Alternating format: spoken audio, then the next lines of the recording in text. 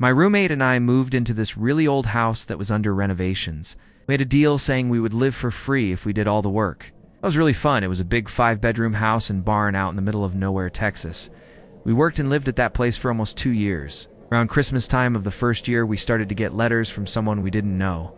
It had our address on it. We knew it was onto mistake, because we were the only house on that road for over 2 miles in both directions. So we sent them back to the sender every time. About the 7th letter, we decided to look up the address and do some investigating. It turned out it was from a prison. Got kind of freaked out, because no one has lived at that house for 3 years before we moved in. We decided to open the letter to find out if we could get it to the right person or what have you. The letter read something like he missed his kids and want them to come visit, and wants to see his wife and she needs to write back. So we wrote him back saying they do not live here anymore, and we do want to have an address for them. Some time went past, and we got another letter from him, not addressed to anyone. We opened it, think it might shed light on our pen pal.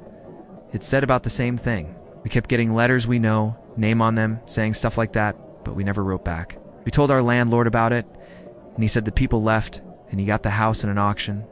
He had no clue about the people that owned it before. After God knows how many letters, we got one that said he would be getting out in a few months, and not to be surprised if he shows up. We started to freak the fuck out. So we wrote back and said the people do not live here, and if you show up, we would call the police. After we sent that, he sent a letter saying, I can't wait to see you. I will be home in April. We went to the police. He said the man was in jail for domestic violence and assault with a deadly weapon. Fucking awesome. We were told that they would talk to his PO and keep tabs on him. But if he showed up, call the police. April came and passed. So did May and June. We stopped thinking he was going to show up. On August 1st, a car pulled off the road and stopped at the end of the driveway for about 20 or so men. The people, 3 men, got out and started to walk across the yard. I opened the door and had my roommate with a shotgun and his phone wait around the corner. I asked if I could help them, and one of the men said he used to live here and wanted to look around. At that time, I told my roommate to call the cops and give me the gun. Standing in the doorway with the gun behind the door, I told them firmly that have no business here and need to leave.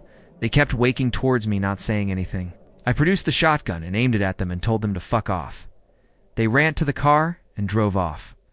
The cops showed up 30 minutes later. I gave them the plate and make of the car and told them what happened. A few days later, we found out they got picked up and he was back in jail for meth and having a firearm.